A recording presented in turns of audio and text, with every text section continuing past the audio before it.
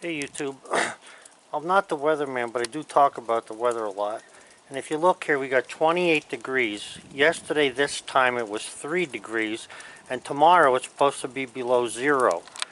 I've never seen, I don't know if I've never seen it, but this weather up and down is what makes a person sick. Because the problem with it is you can't seem to get used to any one temperature. I'd gotten a request about showing how to sharpen blades again.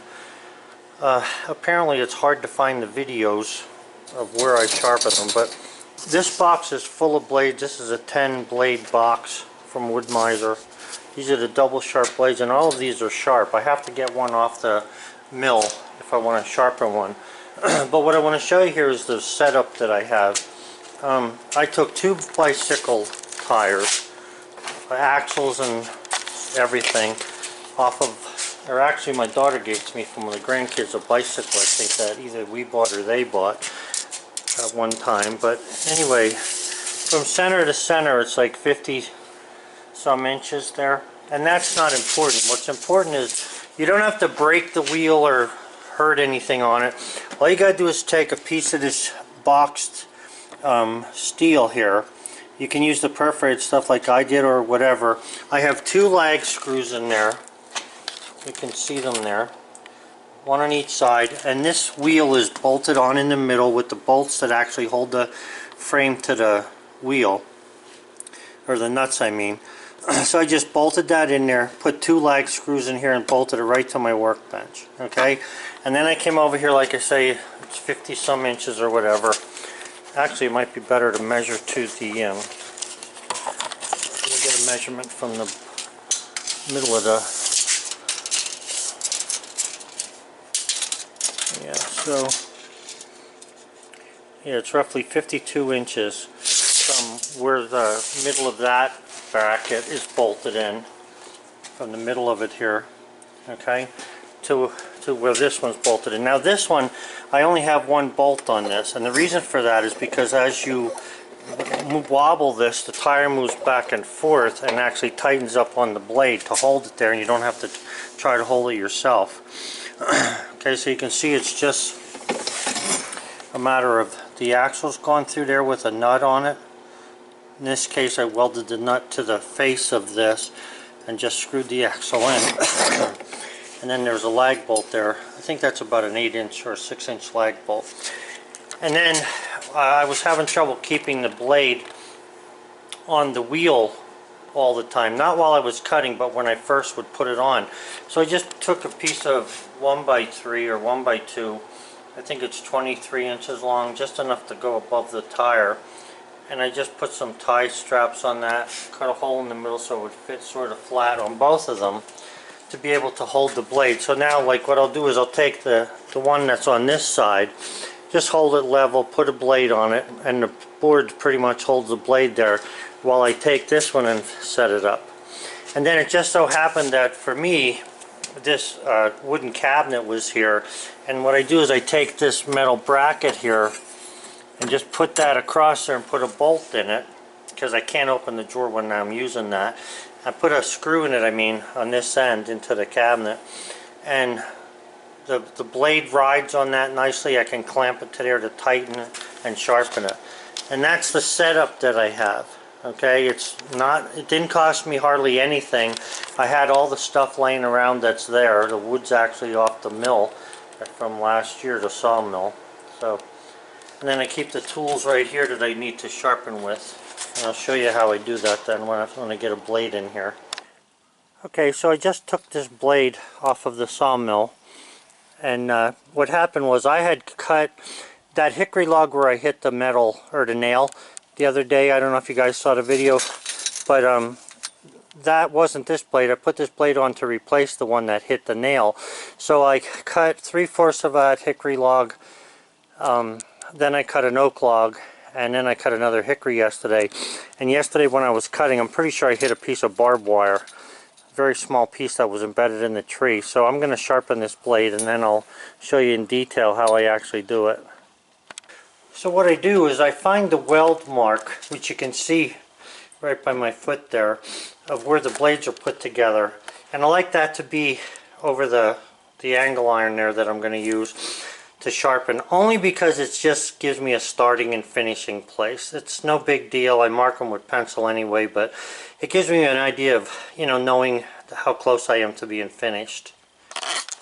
One of the other things that you should know when it comes to handling the saw blades is that I would recommend that you don't use this type of a cotton glove while you're handling the blade, because it tends to be grabbed by the teeth and the blade may not do what you want it to do. I would recommend a leather glove like this one, because the teeth don't seem to grab this as easily. And once you use these cotton gloves, either these or the brown jersey gloves, you'll find out what I'm talking about. When you go to curl the blades up like this, the blade has to be turned to the inside, and you're actually reversing the way the teeth are facing, and these yellow gloves here tend to grab a hold of that. So wear leather gloves. Okay, so I got the blade off the sawmill and I have it set up here. I put it around this wheel first, and like I say, because this one's adjustable and it adjusts by itself and puts tension on the blade, I have the blades pretty much set up here, and I have the weld mark right here, and I usually put it there because one of these teeth are going to be the one that's straight out, and then it's a matter of up, down, straight, and I mark them just to keep track and to make sure that everything is set right. And then when I come back around, I should land on this tooth if that's the straight one, and I'm pretty sure it is, because you can literally feel which way they're going, although this one feels up, down. But either way you can check them, and the way I check them is by putting a razor blade along it and shine a light on the opposite side. So I'm just going to stick that in there for a second to hold it there. And if you take a flashlight and you put the flashlight under there, you can see that the end of the tooth over at this end, there's a lot of light there. That means that that tooth is aiming downward, okay? So that's a downward tooth. Now let's just check what we got here for the next one. Now if you look there, you can see a lot of light under the whole tooth, but yet it's still hitting right here. That means that that's an upward tooth. So now the next one, without checking it, but we'll look at it here, should be a very minimum light across the whole thing.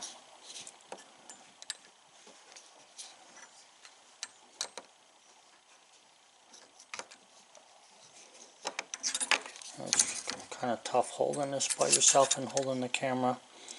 So you can see that the line there of light is very small, very narrow, and that means that that's a straight tooth. Okay, so straight, up, down, and this one would be straight. So what I do is I mark that with a marker.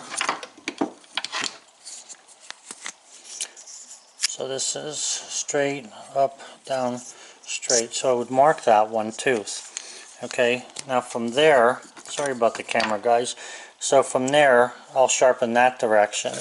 And the only reason I'm doing that is because I just happen to turn it this way. You can sharpen any direction you want, it's not going to matter. Now to get that wood off of there, that sap rather, and a lot of it's crushed sawdust, when it went through the roller guides it sort of pushed it on there. I use this stuff. I don't have the tape on there for any other reason other than that it gets so slippery I can't hold it. It's actually a just like a little bit of an oil type thing. I forget what they call it. I have to check it when I don't have the lid or the tape on. But anyway, I spray this on here, and then I'll take a Scotch-Brite and just sort of buff it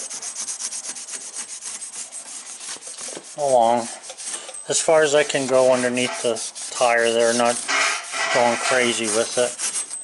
And it doesn't take a whole lot to get it off. And then I also use the razor blade then on it, because the razor blade can take the dirt off of the actual tooth, whether it's up or down.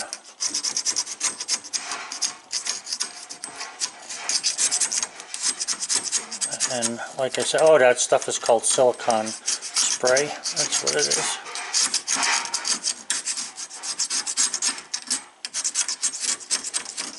So anyway, I'm just cleaning the teeth off.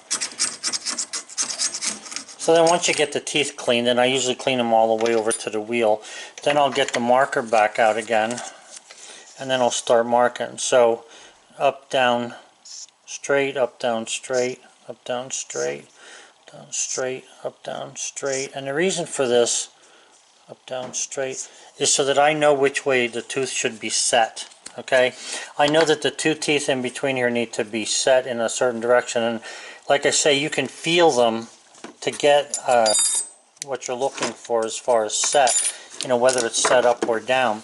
Now, this old-fashioned tool that I bought here, which is a saw setter, works very well with this thing, because all it does is slip on and you squeeze it onto the tooth.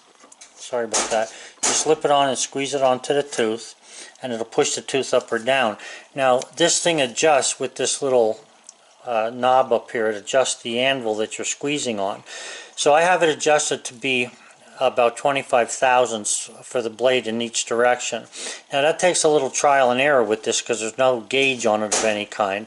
But what I do is I measure the when I put the razor blade across there, I'll put a feeler gauge underneath just to see how big that gap is. And then that's about it as far as, you know, checking that. So then as I go, the teeth that are not supposed to be set, like this one where the mark is, I leave that go, and now this one is down, so I just turn the tool upside down and put it on there and just squeeze it.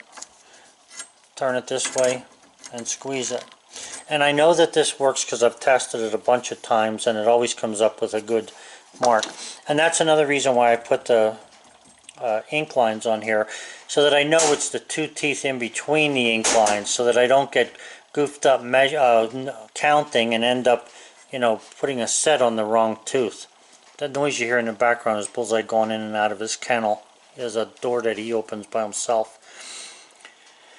So then once you determine that, you know, once you figure out which way you're going to go and all, what I do is I take the vice grip here, which is, you know, it's a welder's vice grip, it doesn't matter what kind you use, and then I have one of these flanging type vice grips, or the duck bill, whatever you want to call it, and I'll just move that down there a little ways. Okay, and then depending upon the files, like I have bought some new files the other day, and I like these.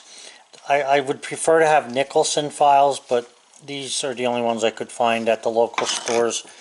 I got this, I think it's called Project Source. It's probably made in China, but it doesn't seem to work too bad. So I'll use this to sharpen. And then all I do is, now I usually use two hands. One hand is underneath here.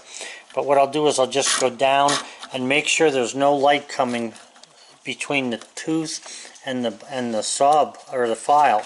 And that keeps me on the right angle. Now you want to put some good hard pressure on that as you go down it.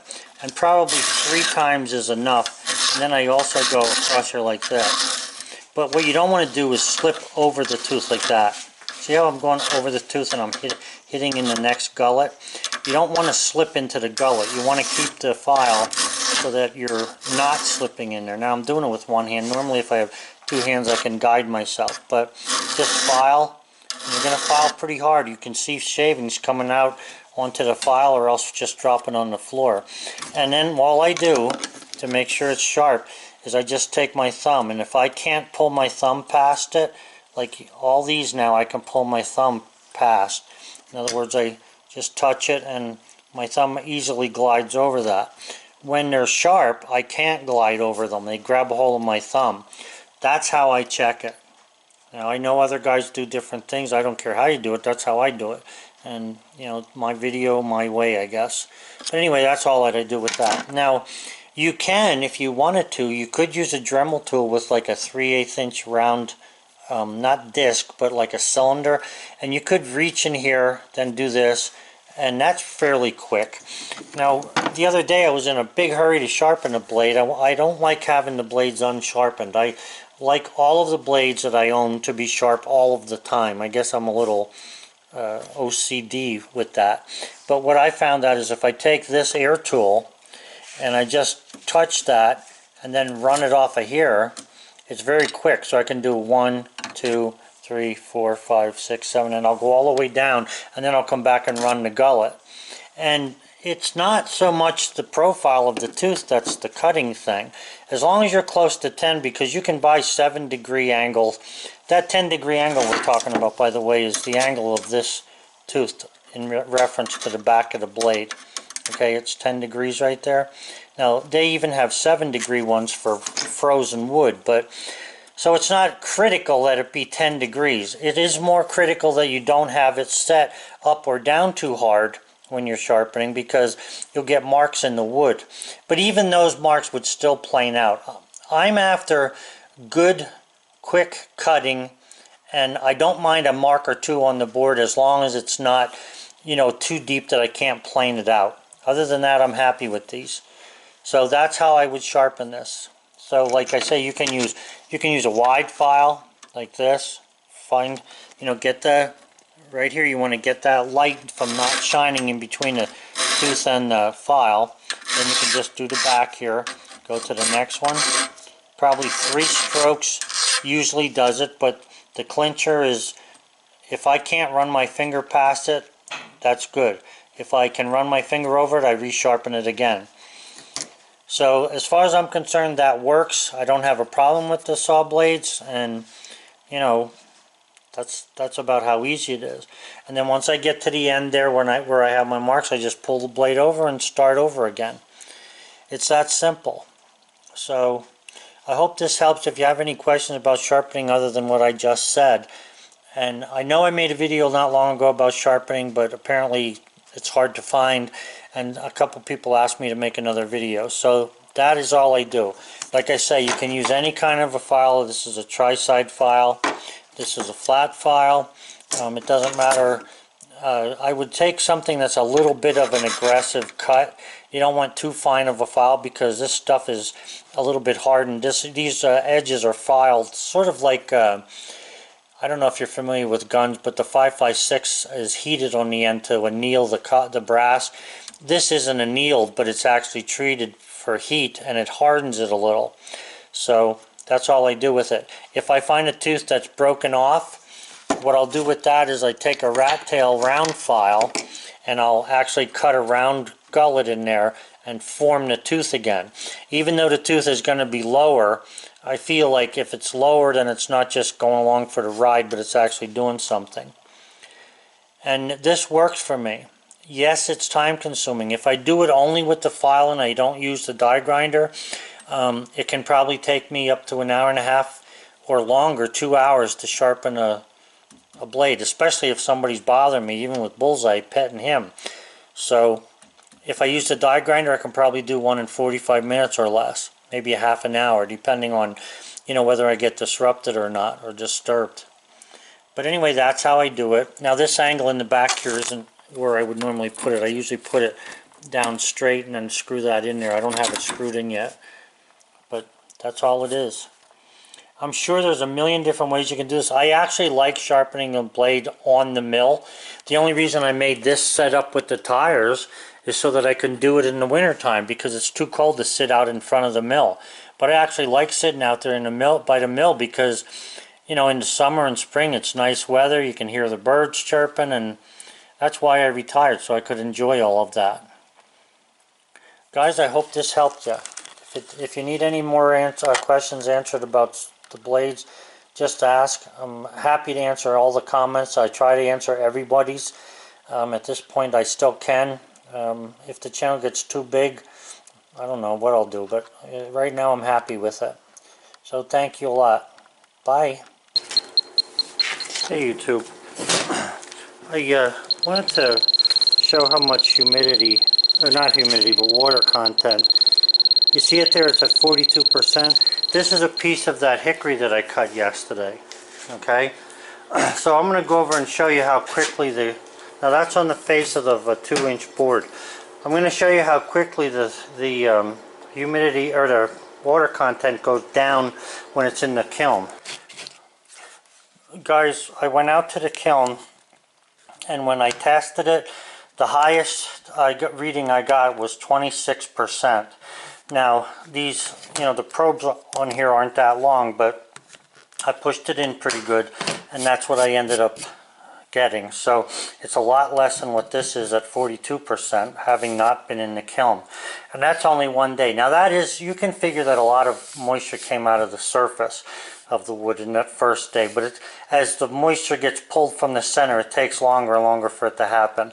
I feel that in a month or two of nice summer weather, it would probably take, you know, a month or so to dry the wood. In the winter here, I'm not sure, because I've been checking the wood and it hasn't seemed to take on any other moisture. I'm talking about the red oak that's in the kiln now. So I'll keep in touch with you and put out a video every now and then on these moisture content of the hickory.